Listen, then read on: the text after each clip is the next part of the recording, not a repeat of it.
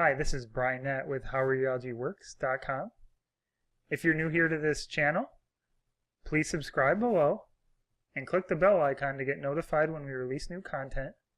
What we do here is we release bite-sized content about key concepts in radiology, how the radiology equipment works.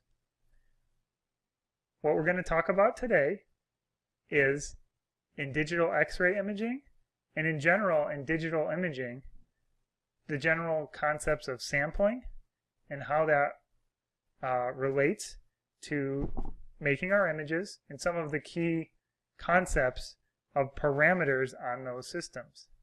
So this relates to any signal, be it in MR, CT, or nuclear medicine or ultrasound.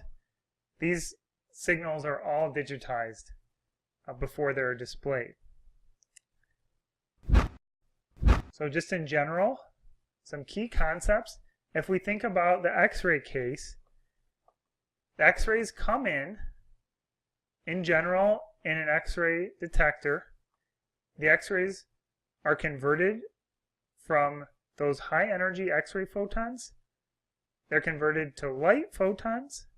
Then those light photons are measured in what's called a photodiode. Those photodiodes convert from those light photons to electrons. Then you have some number of electrons coming in that you've measured. And then you need to have a circuit in order to say how much energy was deposited in that little detector element.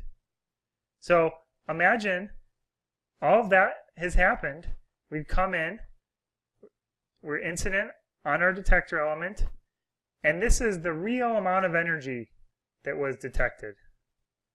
And then we have some equipment that's going to digitize that signal, and how many bits that are going to be used in order to save that signal is going to affect how well we can sample it in terms of how closely we can come to its true amount of energy that was deposited. So if you remember, just computers 101, a bit is either a 0 or a 1. So the idea here is we have some true energy here, and then each of these bits, each of these levels, we're saying, is the energy below that level? And I show it here as orange we're going to light it up and we're going to say the energy is below that level. So this one is 1, we could say. This one is 1. This one is 1. And then here, we're looking at 0. So if you only have 4 levels to represent your signal, you can see this is your true signal and how high it is. If you only have 4 levels to represent that signal, you can see there's quite a discrepancy, because once you go a little bit over, then you have to use this whole big bin in terms of energy level. So this is if you have 4 levels. Then imagine if we had 8 levels. So in that case, if we're coming in, again the same thing, we say, where is it that is going to be the first break point in between the true energy? So you can see that now we've done a little bit better, because if I had just 4 levels, I would think my energy was this high. Now that I have 8 levels, I think my energy is this high. And if you go to 16 levels, you can see now I'm getting even closer to the true energy level. So in general, the more levels that you have, the higher the bit depth, the better that you're going to do from the sampling perspective. So that's just a high level of how bit depth works.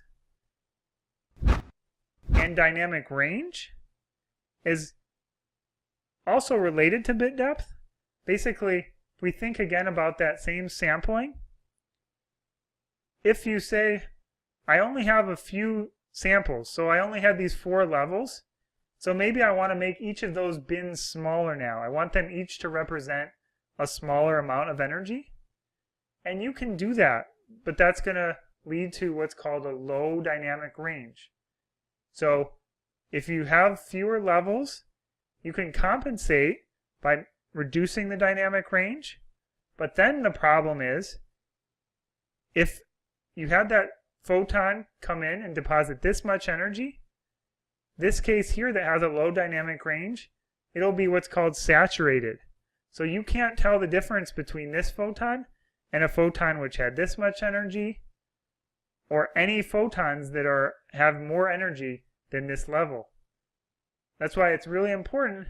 You don't really want to saturate your detector, because you'll end up with regions that are all white and that you have no local contrast in. And well sampled is in this case here. And then if you have a really high dynamic range, then you can see you're still not going to be saturating, so that's good. But you can see that given the same number of levels, if you want to be in this intermediate case where you're well sampled, and there you're going to have a higher energy resolution than in the case that you have a really large dynamic range, larger than you would actually need. So just in general, we talked about two basic concepts. We talked about bit depth and dynamic range. Those are very important concepts in digital imaging across the radiology department.